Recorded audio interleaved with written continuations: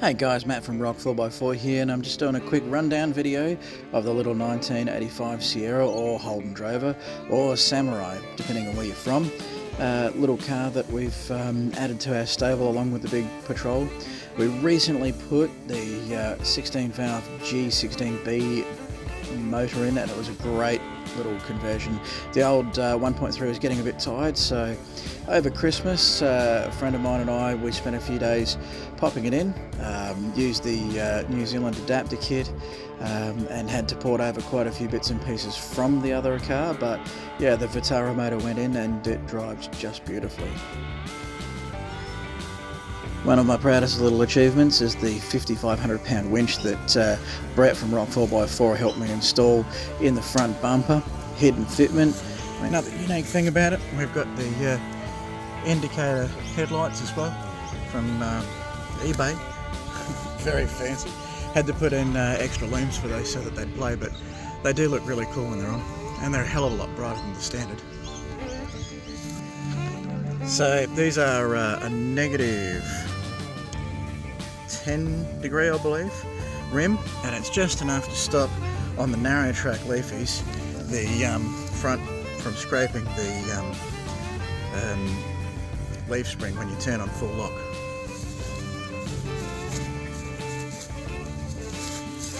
Just there. And they're a 30-inch outside diameter. These are actually Muddy's, same ones, and I found they're pretty good off-road. Probably a tiny bit too big for this car. And to top it off, Enduro shock absorbers, EFS leaf springs,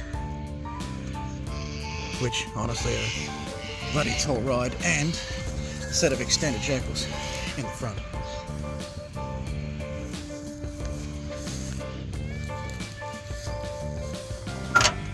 In the back, got some custom drawers,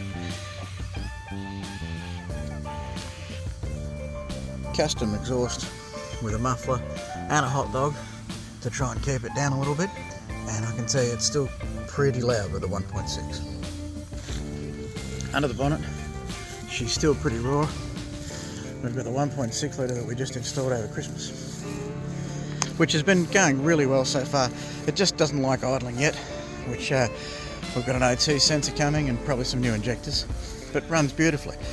Had to put an extra filter on here until I can manage to get this to go and plumb over to my snorkel, which will be an interesting thing when I get there. But if I can't do it, I can't do it. Aside from that, in here we've just got the winch controller here when I'm not using the wireless. Apart from that, she's just a straight conversion, so yeah, it needs a bit of a tidy up, and I have to do something better with that ECU so that it's not just zip tied to the inside of the guard. But apart from that, very straightforward little conversion. And when we had the 1.3 and the snorkel was plumbed in properly, but until I figure out how to get the snorkel plumbed into the 1.6 on the other side of the motor, right now she's Bluetooth. But honestly, the old eBay copy of the Safari worked pretty well. So we did reduction gears in the transfer case when I ended up getting it jammed in between. Inside's pretty basic. We've got a GPS on the dashboard because my speedo's a little bit out. Tyre pressure monitor. We've got a temperature gauge there. We've got a unit end antenna with a GME radio. Because it's so noisy now, a GME radio with an external speaker on it as well. And then basic little radio on there, and we've got a bunch of extra outputs here which I've installed so that I can run cameras and all the other little bibs and bobs.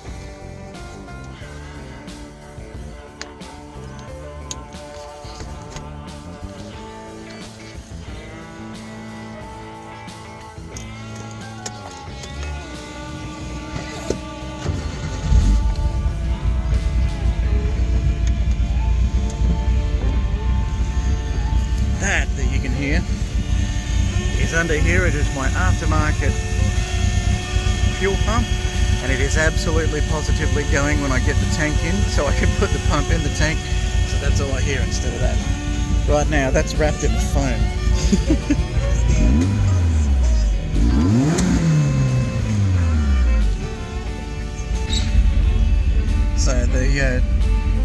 RMP temperature gauge is pretty good.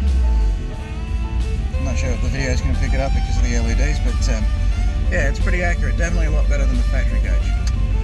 I haven't hooked up the tacho, pretty much only because I couldn't get it to play on the new T-coil versus the old traditional coil. I'll figure it out.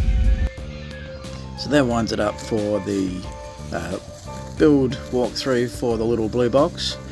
I hope you enjoyed. Please subscribe to Red Dog 4x4 and there'll be some more adventures with Little Blue Box coming up soon.